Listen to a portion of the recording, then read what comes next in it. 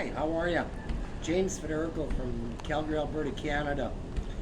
My story is getting Kurt Cobain washed and cleaned up in Whistler. So late 80s, early 90s, I'm a DJ at Buffalo Bill's, the big nightclub and the ski resort in Whistler.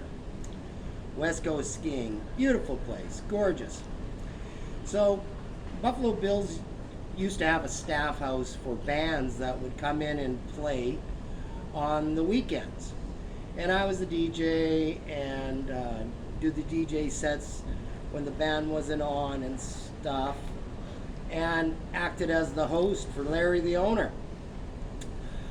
So at the time, none of these bands, the bands coming out of Seattle, Pearl Jam, Soundgarden, Nirvana, they still were starting, and the movement was happening. Anyways, they would be brought up and do gigs in Vancouver, and then come up to Whistler and do the resort for 2 days.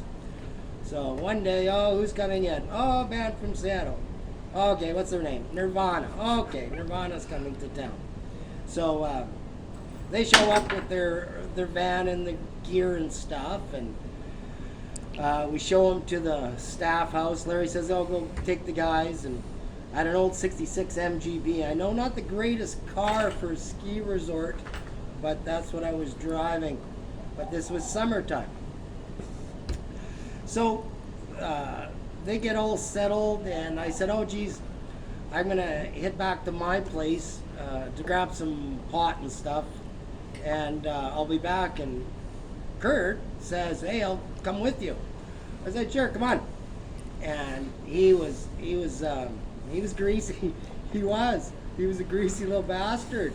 He was filthy, but he's quiet, and he had this impish thing about him. And I was a little bit older, but not much. And started talking on the car, getting to my place, pulling to my place. I said, "My pot's on the table, the little table in front of the couch and stuff." And I said, "Roll yourself one," and went and got us, I think, orange juice or something like that, and started bullshitting. And I'm looking at him, and his hair is so goddamn greasy, and his clothes are so dirty. So I said, "You know what, Kurt? Here's what's gonna happen." I went and got him a t-shirt and a pair of sweats, and I said, "Go to the bathroom, have a shower, put these clothes on." I said, "Wash your hair, clean up." I said, "You smell." So he does. He's not fighting. He goes, "Ah, great, super, right on. Chilled out, kid." So I said, "Throw all your clothes out." So I washed his clothes for him. He goes, has a long shower, cleans himself out, comes out, sits back on the couch. We keep bullshitting. Clothes are done. Like an hour and a half later, drive him back to the house, and years later. Oh, we also played softball on the Saturday afternoon against their crew and stuff, and the bartenders and me and some waitresses. And What were they like? they were good guys. They were just kids. Everybody was knows softball. they're superstars. But a softball, were they good at softball? No, they weren't good. They were rock guys, but it was fun for them, something different and stuff. And the thing, I'm a 61-year-old man. I'm just recently retired in Chiang Mai, Thailand, and I've had an incredible life. I've got to do incredible things. Travel the world, 67 countries, been in love, have a great son, and the reflection you go through when you go through that change brought him up the other day in a chat with a new friend I made here, hence the cameraman of this video. So Kurt Cobain dies, and I'm wherever, doing whatever. I think I was managing resorts in Ontario at the time when he died. or a golf club, something like that.